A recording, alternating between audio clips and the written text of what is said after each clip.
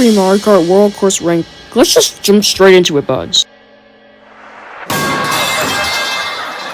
Shell Cup version of Peach Dam is really the worst course in the entire Mario Kart series. Why? Because... Yep, it is really just a rectangle. The entire course is flat except for this part at the end. I don't think I need to say any more. That's why it's the worst course in the game and this series. Wow, how amazing and interesting too. Why even remake Desert Hills? The course starts out really basic. There's also a shortcut which is barely even worth noting. I do like this midway point with all the sands to hop over. That's pretty cool. There's also this part where there's hills, supposedly, but they don't exist here. There's also a glider ramp. There's also less water in the DS and Wii version. How lame can you get? The only reason it's not last way is because it's actually not rectangle. I spent hours of my life stomping Koopas. It's another circle. Whoopee! They also got the title wrong somehow. It's actually called Koopa Beach, but they titled it Koopa Troopa Beach for some reason. Cheeps are bouncing sometimes. Yeah, I like the beach setting, but otherwise, welcome to driving in the circle 5 times. You sure making N64 Koopa Troopa Beach was gonna be so hard? Directly back to Crown City over and over. It's a rough day for Shotgun fans. Crown City 2 also repeats, but it's not the worst thing ever. You start by going through basic city stuff before going to an ultra rare half pipe. Yay! Don't get so excited, this is still only B tier. It's the 4th worst course in the game. Then you go to a staircase section before going into a tunnel before going into a beach section. And yeah, that's basically it. Now you're probably like, wow, that sounds really fantastic. But remember, the Fashion Cup version repeats and is way better than this. I swear to God, this might be the worst Shell Cup in the entire series. You got nowhere else to run. We've got you.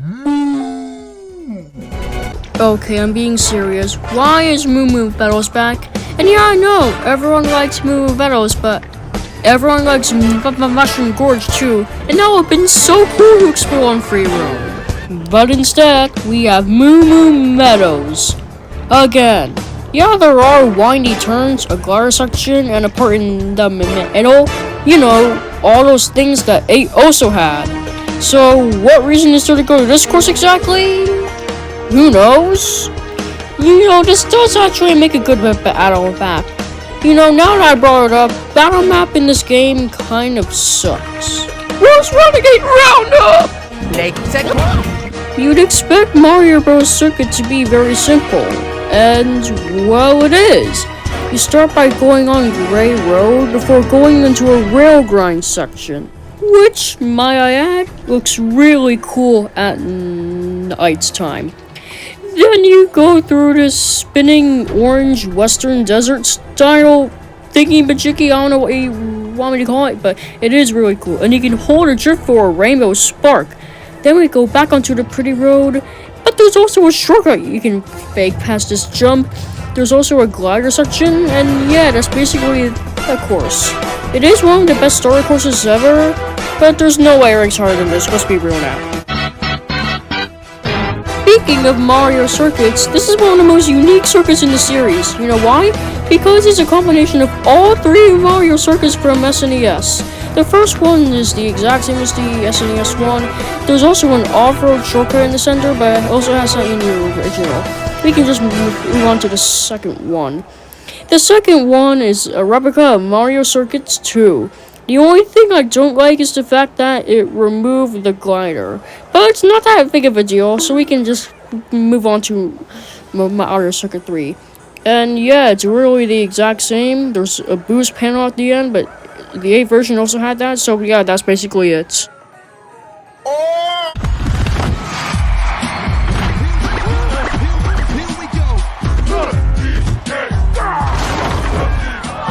The original version, of course, was so forgettable, like no one will remember its existence. But here, it's actually memorable. You start by going onto a tunnel before dodging snowballs, which is a cool set piece. I know it's probably in the original, but whatever. There's also a snow mountain tricking area, which is cool. And then there's an off-road shortcut that you can take. And there's also a jump, which there is a rail grind shortcut. Just make sure not to overshoot it like I did, but it's definitely possible. A good track. Gypsy Falls is a pretty good course, but not the best in the absolute series. Not by a landslide. You start by going through this Japanese tower thingy, majiggy, whatever you want me to call it. Then you go through this waterfall. But nothing compares to my favorite part of the course. This white rapids right here. It's so much fun as you scramble to get to the part of the water that will help you out. Once you're done, you gotta look at these Japanese boats, which is really fun at night, and that's the course. Yeah, not the most crazy thing in the world, but sometimes simplicity is over complexity. And then the entire watermelon civilization turns this random villager into a dandelion. Wait, what?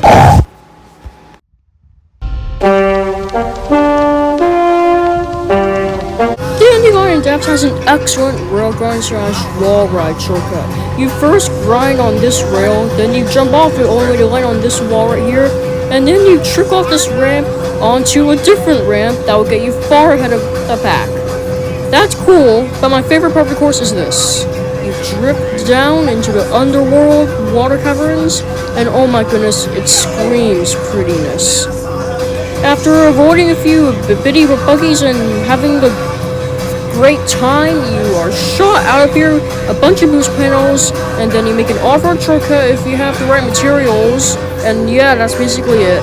A good track, but I can't really say that much more about it. Oh my god! I'm not gonna lie, the 7th version of this track was way better. Not only because it had underwater driving, because it was better at nighttime. Here it's in the daytime. But this one has something that the 7th version has, and you can pull all sorts of trickery as long as you don't overshoot it.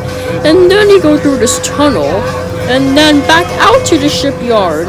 But this course has a lot of shortcuts, so continue watching. Then you gotta avoid a swaying anchor, which I don't know if it's in the original or not, but who cares? Because we're doing this version of it. And then you can wall ride onto this, and take a different boost onto another boost.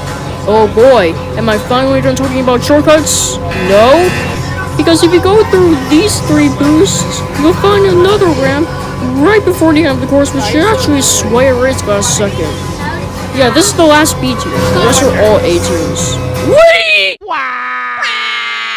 64 version of Wario Stadium is the single most improved retro course in the entire series. I mean, look at the shortcuts.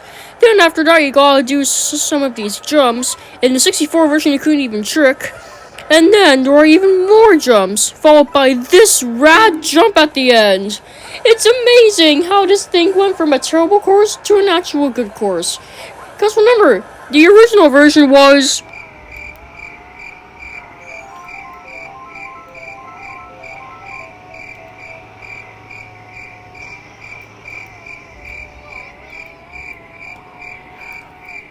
It truly is miraculous how this course has changed so much for the better. And I know some people who haven't played the 64 version will say, wow, it's a stadium. It's not that unique. But remember, we went from this to this. Truly the best course in the entire series in terms of how it's improved. Starview Peak is a very interesting course. You start by making a left past some blue and yellow road, and then you have to make an off-road shortcut if you have the right materials before being put onto easily my favorite part of the whole track. This Starview Peak Road water thing looks really pretty, and it's such a shame that only one other course in the series has it. And then you glide through a lava area to top it all off. Yeah, it's a good course, but it's mainly being carried by this cool water section. Hershey's chocolate bar. I like the original too, but this version of Chocolate Mountain is through the roof. It's been turned into some kind of weird mechanical monster dome arena thingy majiggy. This is the second best appetizing course in the game. The first best we'll get to later. You gotta avoid these chocolatey boulders things, along with charging trucks running and sloshing in the ground. And then you end the Choco Mountain version the same way all the others ended it. A good track, but yeah, it's A tier. It's ranked 19th. It's a great track, but I don't have anything else to say about it. Oh yeah, it's also the Brambles. I love the Brambles. Sodium for salty times. You start by driving on water before going into a spiral.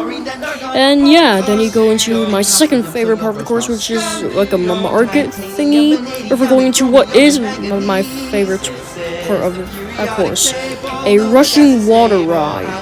And yeah, after that, it sort of just fizzles out into nothing at the end. My favorite section does have a wall ride / rail grind shortcuts. What's unbelievable about this track is why it's called Salty Speedway in the first place. Perhaps the safari. This course is underrated. It's a good course. I don't know why people say it's the worst thing ever. It starts with a nice sharp turn. Yeah, this next part is just a straightaway, but this one has a cool ramp, and the next one after this has a cool rail grind shortcut. Speaking of rail grinding, this part has a cool rail grind shortcut too, as long as you don't overshoot it, like I always do. Then you go through a rushing water stream, which is arguably my favorite part of course, before making an off-road shortcut as long as you have a mushroom, and that's the end. I don't know why people hate this course. It's so underrated. There's no other course quite like it. Oh, maybe that's why people hate this course. It makes sense now. Mr. Surfman. Peach Beach is one of the most changed structural courses in the entire series. Starts out like the Double Dash and Weave version, but once you get to the second lap, everything changes. It's like off to the races. You start by going across a fountain before going into a pink section, which always reminds me of Portofino from Orlando Universal for some reason. Then you go into a town marketplace. I always go on the roof to try and hit the bells. It always feels great when you hit the bells. And then, lap 3 kind of falls apart. Not completely, but like a lot. You start by going through a glider section before having another salty speedway situation. At least this one's slightly more interesting than that, but yeah, that's basically the course. Fine. We'll try strawberry. 3 strawberry ice creams, please. Oh my god, Sky High Fun!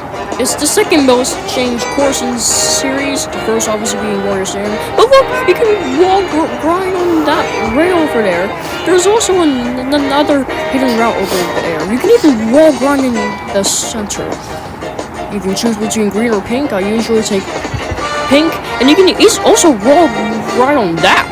There's also a hidden route that I told you about earlier. More rail grinding.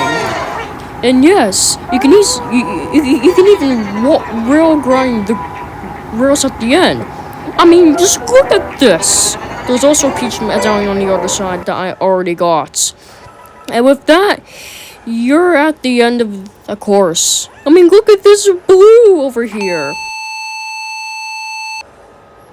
And with that, there's also another glider that you didn't even know about. I mean, I just love this course. I'm gonna come back to this one a lot. That's basically the course. A great one. The loser has to stay in detention overnight. Boo Cinema is one of the greatest Boo courses of all time. You start by going through a left, a cinema, movies.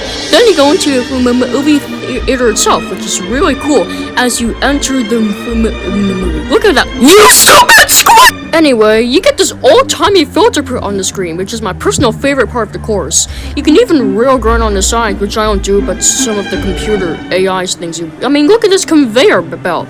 It's really cool. And then you get put onto a glider section, and that's you put out to the cinema itself. I mean, look at the ghost fans watching you. And then you can even rail grind the ending on the things.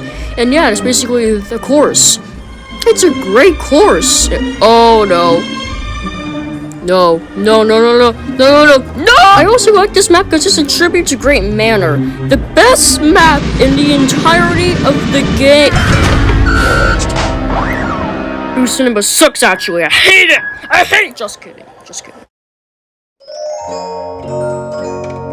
To the storm the dinosaurs to...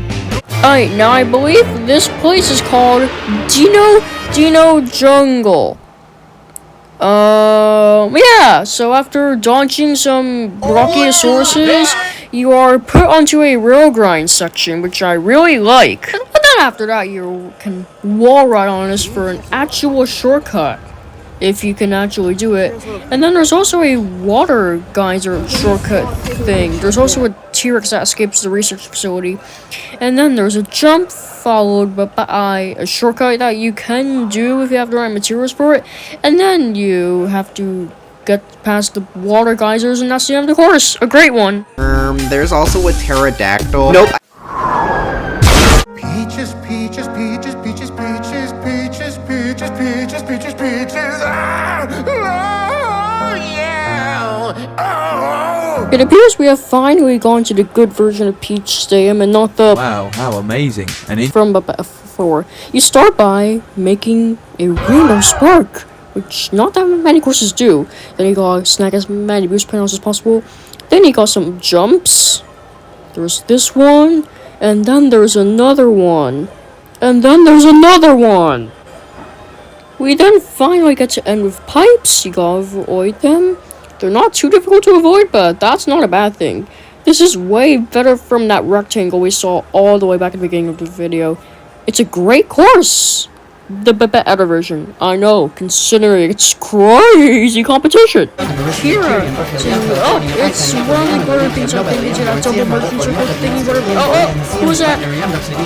Toad's Factory was seen by internet as being one of the best courses in the entirety of the series, and you first gotta make it through these giant hydraulic presses before making a jump onto some conveyor belts where you can snag some items.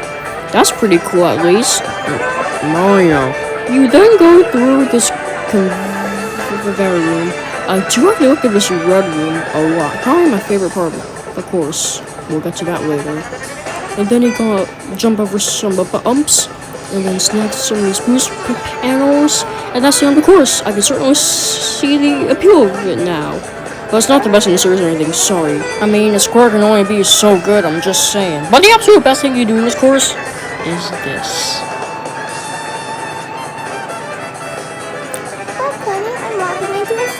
Mushroom Cup Crown City is way better than Jungle 1. Not only because it's a 3-section course, because it has more variety. You start by going through this area, but instead of going up, you're going down. Wait, that's not right. And then you go through this half-pipe area, which isn't seen on that many courses. And yeah, that's basically a wrap for Section 1. Let's move on to Section 2.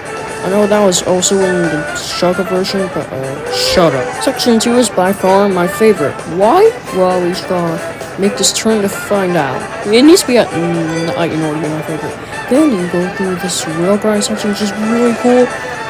And if you don't like this lore color scheme here, then you're just wrong, I'm sorry. But yeah, that's basically Section 2. Lightning and City, Section 3 takes you in a completely different route. It is my least favorite because it is just empty road, but that doesn't matter too much, as after you go through this area. Are you all enjoying Fruit Day? Are these elephants? Anyway, start out by going through a market section while being careful not to get confetti in your face.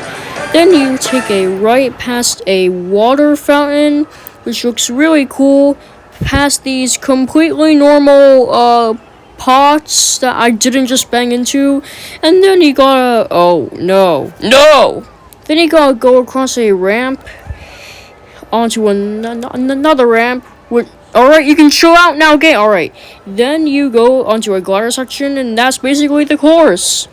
But what have I told you? There was another course. There's actually another variant of this course, which I think is pretty good. And what the are these? Anyway, you start by going inside Daisy's palace, I guess, before going onto stairs, or you can stay grounded. I prefer to take the stairs. It's a really cool part of the map, before both paths reconverge into what is my favorite part of the course. This course right here. And then you take a spiral, a 360 or 270, I don't really know, before going back into the bazaar itself. You can also railgun here, but I didn't do it in this footage. You take a sharp right, and that's the course. It's a great course all around. Not enough to make the S tier for me, but still really great. What the? We can take the toy train as well. Gertrude is not a toy. Whistle Top Summit is literally the train course. Here's how we begin. You can choose to grind on the rails, or you can stay grounded. I prefer to take the rails just because you know you can. And then there's a part where you're required to take the rails, or you can jump on those things as well. Then there's an off-road shortcut, which, yeah, it's definitely possible as long as you have a mushroom. There's also a train on the track. I mean, it's the train course. What do you expect?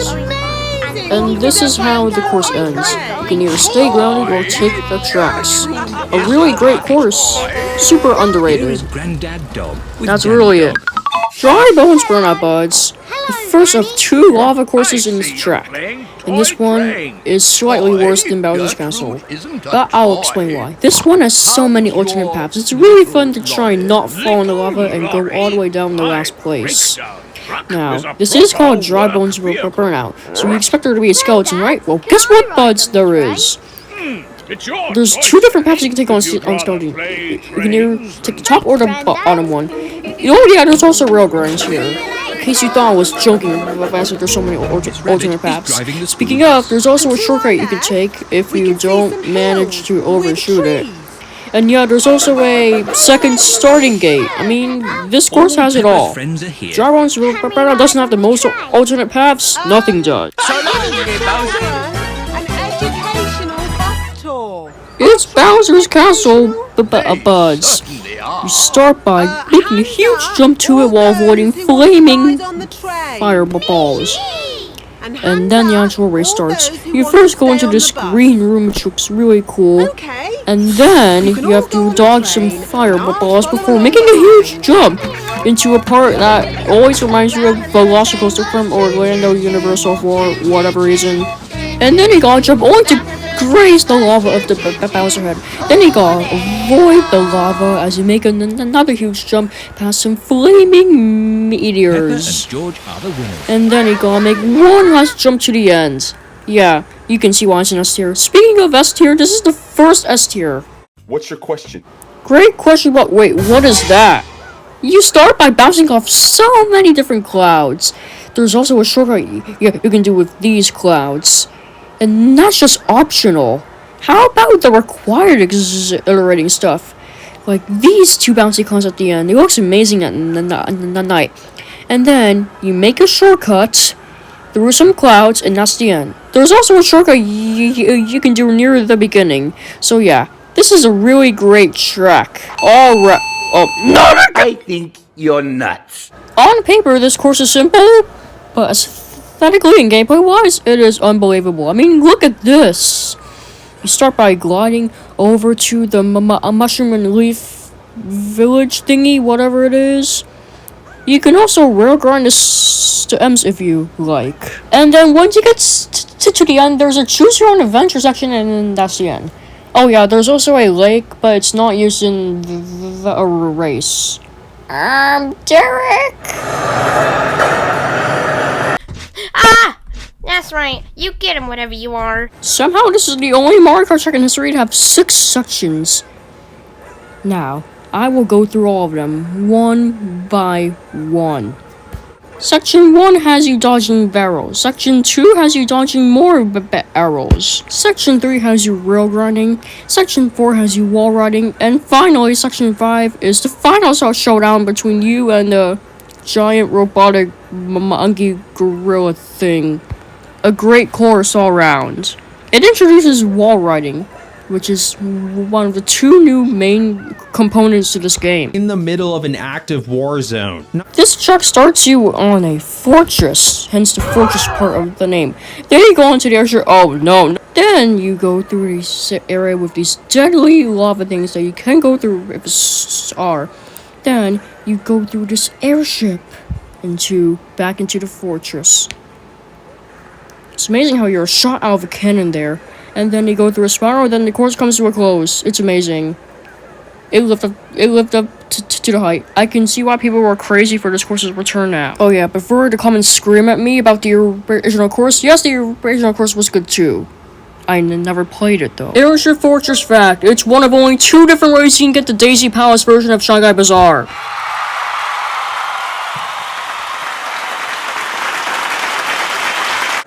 This baby rocks.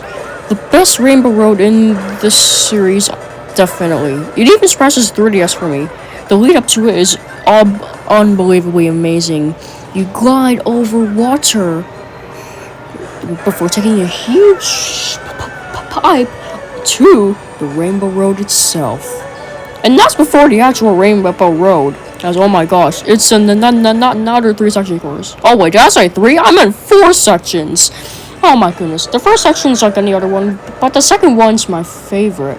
Because, remember back at Starvey Peak I said there was only one other course in the series that has that pretty water thing? That one other course is this one. Section 3 is a space station, executed way better than 8, and Section 4 is an orange and pink Rainbow Road before going back into the normal Rainbow Road to finish it all off. Yeah, it's amazing. I also like the little details about this track, like for example, the train and the color scheme of the Rainbow Road in the second section. Such a lovely use of green and blue pastels and whatnot. And yeah, that's basically the end of this episode.